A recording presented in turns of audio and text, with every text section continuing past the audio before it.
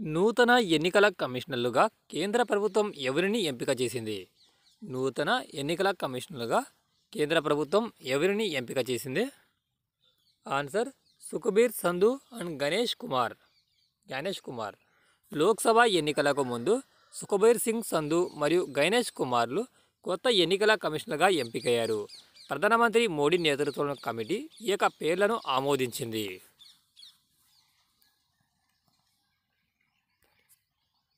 మథారీ వందన యోజన పథకం ఇటీవల ఏ రాష్ట్రంలో ప్రారంభించారు? మథారీ వందన యోజన పథకాన్ని ఇటీవల ఏ రాష్ట్రంలో ప్రారంభించారు? ఆన్సర్ ఛత్తీస్గఢ్ స్టేట్ ప్రభుత్వం ఇటీవల మహతారీ వందన యోజన పథకాన్ని ప్రారంభించింది. ఈ పథకం మహిళల కోసం ప్రారంభించబడినది.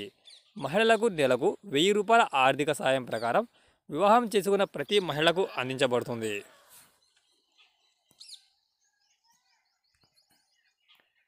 ప్రసార భారతి యొక్క నూతన సేవ పీబీ అఫాబ్ను ఎవరు ప్రారంభించారు? ప్రసార భారతి యొక్క నూతన సేవ పీబీ అఫాబ్ను ఎవరు ప్రారంభించారు? అనురాగ్ ఠాగూర్.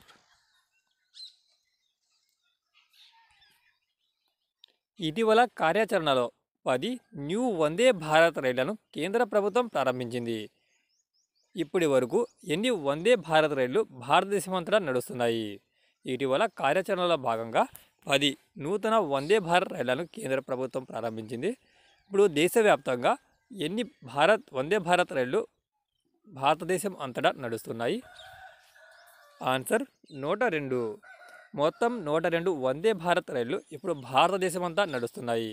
దేశంలోని 250 కంటే ఎక్కువ జిల్లాలు ఉన్నాయి. న్యూఢిల్లీ, అలహాబాద్, వారణాసి మార్గంలో ఫిబ్రవరి 2019లో దేశంలోని మొట్టమొదటి వందే భారత్ ఎక్స్ప్రెస్ రైలు ప్రారంభమైంది.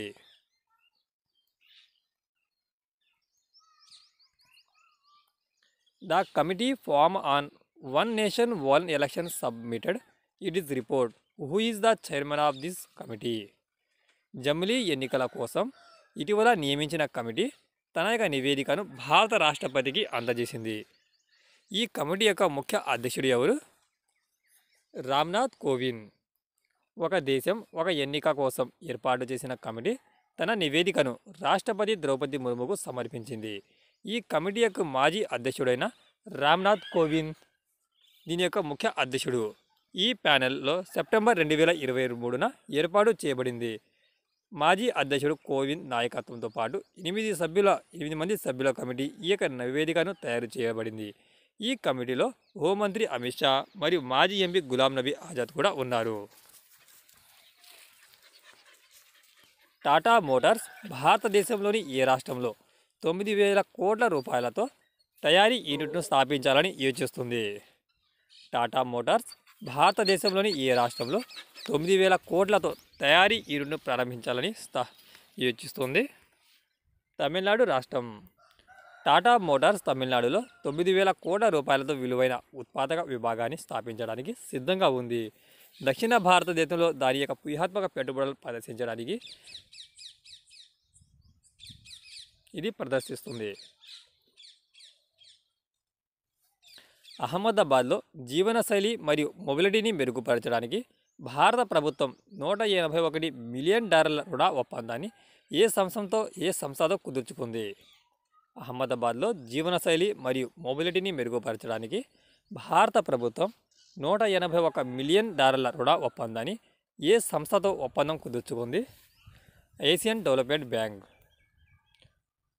అహ్మదాబాద్ యొక్క పెరి పట్టణ ప్రాంతాల్లో అవస్థాపన మరియు సేవలను మెరుగుపరచడానికి వీటిపై దృష్టి పెట్టడానికి భారత ప్రభుత్వం $181 మిలియన్ రుణ ఒప్పందాన్ని సంతకం చేసింది.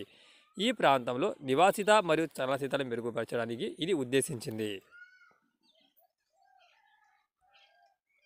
ఏ నగరంలో నుమ్లీఘర్ రిఫైనరీ లిమిటెడ్ దాని మొదటి విదేశీ కార్యాలయాన్ని ప్రారంభించింది?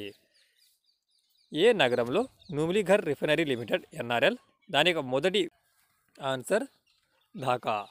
నుమ్లీఘర్ రిఫైనరీ లిమిటెడ్ NRL ఢాకా బంగ్లాదేశ్లో దాని మొట్టమొదటి అంతర్జాతీయ కార్యాలయాన్ని ప్రారంభించింది. అంతర్జాతీయ అభివృద్ధి మరియు ప్రాంతీయ సంబంధం బలోపేతం చేయడం దీని యొక్క ముఖ్య ఉద్దేశం. With which country did India sign a protocol to establish the Joint Economic and Trade Committee, JETCO?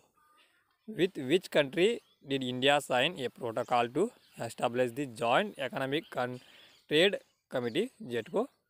Dominican Republic. అగియ మరియు అఖే షిప్స్ యొక్క ప్రాథమిక ప్రయోజనం ఏమిటి? అగియ మరియు అఖే షిప్స్ యొక్క ప్రాథమిక ప్రయోజనం ఏమిటి? Anti submarine warfare.